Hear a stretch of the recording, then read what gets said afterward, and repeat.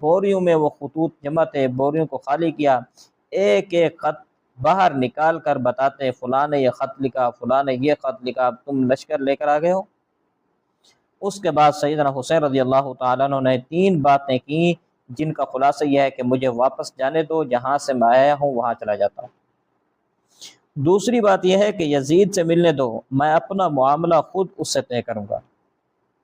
اور تیسری بات یہ کی کہ مجھے اسلامی سرحد پر جانے دو تاکہ میں وہاں جا کر کفار کا مقابلہ کروں، اور میں تم سے نہیں لڑنا چاہتا اس لیے کہ تم بھی اپنے آپ کو مسلمان کہتے ہو۔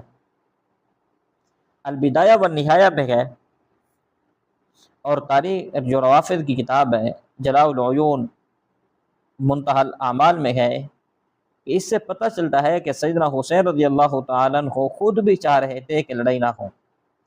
جب عمر بن سعد نے یہ بات سنی تو وہ بھی خوش ہو گیا کہ جب یہ خود واپس جانا چاہتے ہیں تو پھر لڑنے کیا ضرورت ہے۔ عمر بن سعد نے یہ 3 باتیں عبید اللہ بن زیاد سے کہیں تو عبید اللہ بن زیاد کا جو نائب تھا وہ ذی الجوشن، اس نے کہا کہ یہ واپس نہیں جا سکتے، یہ پہلے عبید اللہ بن زیاد کے ہاتھ پر بیعت کریں گے۔ تو حضرت حسین رضی اللہ تعالیٰ عنہ سے کہا گیا کہ آپ عبید اللہ بن زیاد کے ہاتھ پر بیعت کرو۔ تو سیدنا حسین رضی اللہ تعالیٰ نے فرمایا کہ فاسق کے ہاتھ پر میں بیعت نہیں کر سکتا، کیونکہ میں آل رسول سے ہوں، اور اس ظالم نے حکم یہ دیا کہ سب سے پہلے ان کا کھانا پینا بند کر دیا جائے۔ سیدنا حسین رضی اللہ تعالیٰ عنہ کے جو قافلے کا راشن تھا وہ تو راستے میں ہی ختم ہو گیا تھا۔ جب پانی کی ضرورت پیش آئی تو قریب میں جو دریا تھا وہاں پانی لیتے تھے۔ عبید اللہ بن زیاد ظالم اور فاسق شخص نے حکم دیا کہ ان کے پانی کا راستہ روک لیا جائے۔ اب ان ظالموں نے 10 دن تک سیدنا حسین رضی اللہ تعالیٰ عنہ اور اہل بیت پر پانی بند کر دیا۔ یہ 10 دن آل رسول پر کربلا کے میدان پر، کربلا کے مقام پر بڑی تکلیف کے ایام تھے۔ جب 9 اور 10 کا دن تھا، بڑی پریشانی اور غم کا دن تھا، اس وقت سیدنا حسین رضی اللہ تعالیٰ عنہ کے ساتھ 2 صاحبزادے بھی ساتھ تھے، ایک کا نام علی اکبر اور دوسرے کا نام ہے عبداللہ۔ اور اسی طرح سیدنا حسن رضی اللہ تعالیٰ عنہ کے 3 بیٹے، ان میں ایک کا نام ابو بکر، عثمان اور نمبر 3 قاسم۔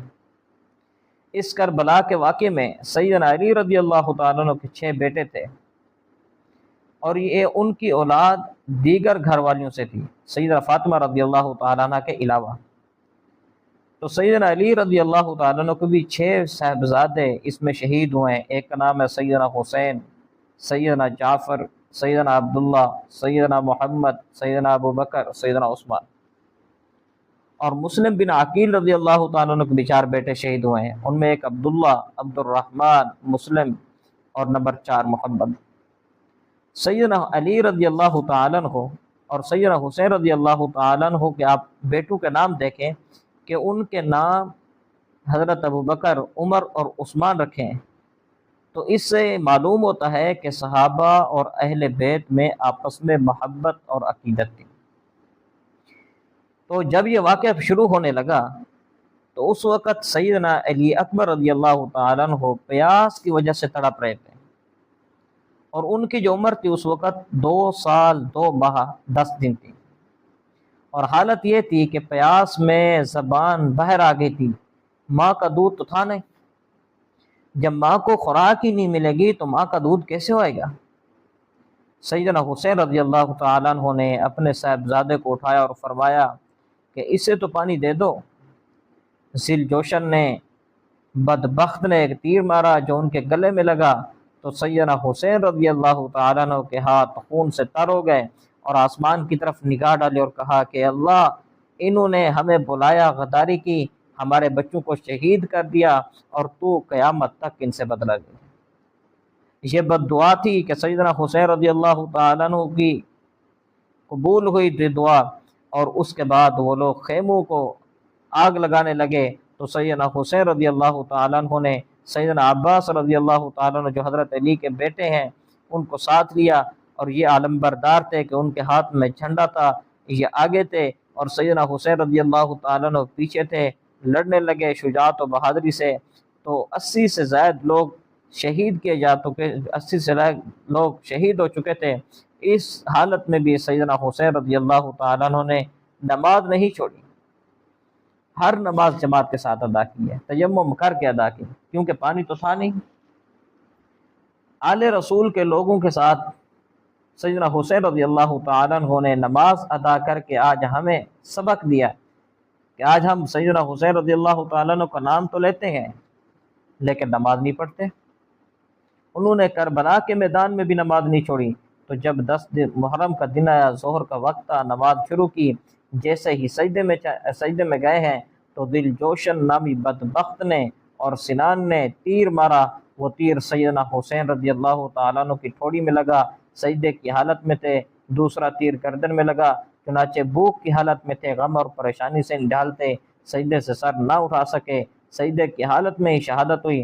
سنان اور خولی بن یزید بدبخت آگے بڑھا اور سیدنا حسین رضی اللہ تعالیٰ عنہ کا گلا کاٹ دیا۔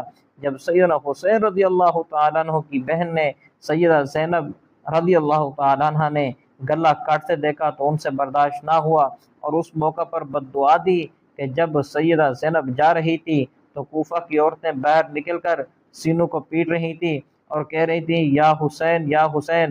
تو سیدہ زینب رضی اللہ تعالیٰ عنہ نے اس موقع پر تاریخی خطبہ دیا جو البدایہ والنہایہ میں ہے کہ خطوط تم لوگوں نے لکھے تھے، غداری بھی تم لوگوں نے کی اور شہید بھی کر دیا، اور اب تم ماتم بھی کر رہی ہو۔ اور سیدہ زینب رضی اللہ تعالیٰ عنہ نے جھولی پھیلائی اور بد دعا کی، یا اللہ قیامت تک یہی ہاتھ ہوں، یہی سینے ہوں، یہ پیٹتے رہیں۔ آل رسول کا سارا خاندان شہید ہو گیا سوائے سیدنا حسین رضی اللہ تعالیٰ عنہ کے صاحبزادے زین العابدین جو علی اصغر ہیں، کیونکہ وہ بیمار تھے، ان کو چھوڑ دیا تھا۔ تو حضور کی جو نسل چلی ہے وہ زین العابدین سے چلی ہے۔ جب سیدنا حسین رضی اللہ تعالیٰ عنہ کو سر مبارک کاٹا گیا تو سنان اور ذل جوشن نے سر لیا، عبید اللہ بن زیاد کے پاس لے کر گئے تاکہ وہ ہمیں انعام دے گا۔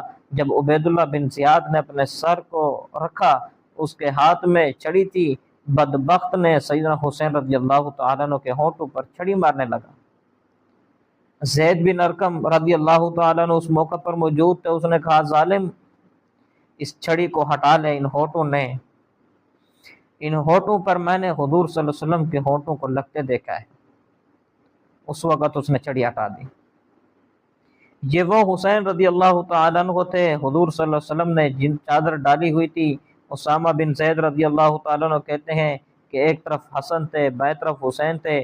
آپ صلی اللہ علیہ وسلم نے فرمایا تھا اللہم انی احبہ فاحبہ، اے اللہ میں ان سے محبت کرتا ہوں، تو بھی ان سے محبت کر، اور جو ان سے محبت کرے تو بھی اس سے بھی محبت کر۔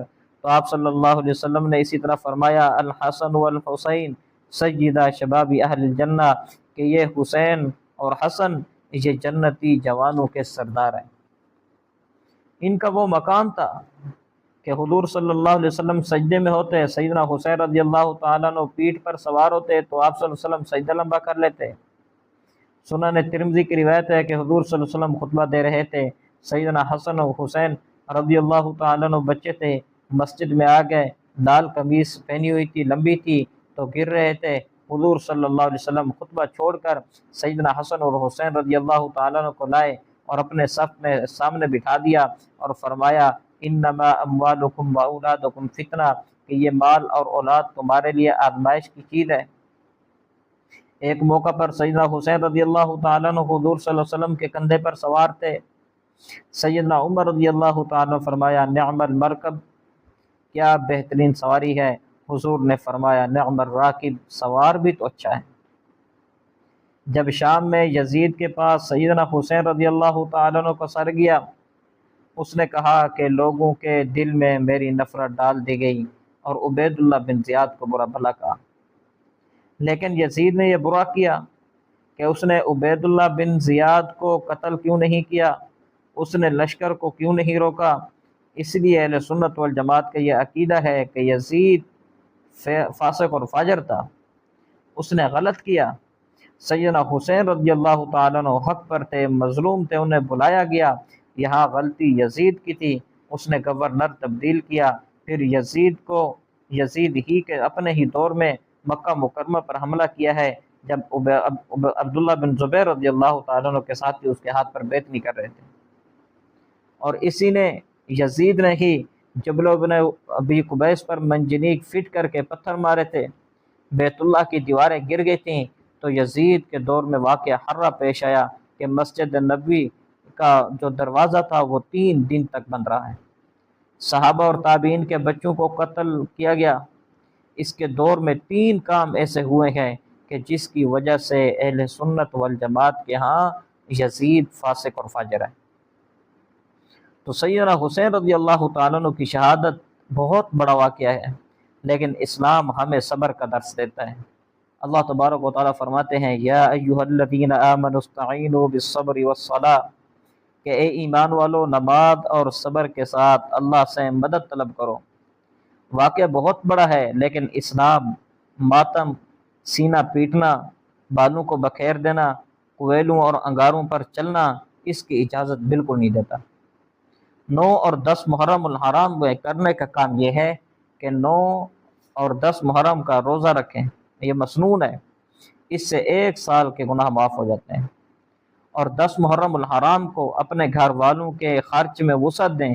حدیث شریف کی روح سے اللہ تبارک و تعالی اپنے گھر میں جو وسعت دیتا ہے، اللہ تبارک و تعالی اس کے سال بھر کے رزق میں وسعت دے دیتے ہیں۔ تو اللہ تبارک و تعالی سے دعا ہے کہ اللہ تبارک و تعالی ہمیں سیدنا حسین رضی اللہ تعالیٰ عنہ کی شہادت سے جو سبق ہمیں ملتا ہے اس کو اپنانے کی توفیق عطا فرمائے۔ اہل بیت اور صحابہ کرام رضوان اللہ تعالیٰ عنہ مجمعین سے محبت اور عقیدت عطا فرمائے، آمین۔ وما علینا الا البلاغ المبین۔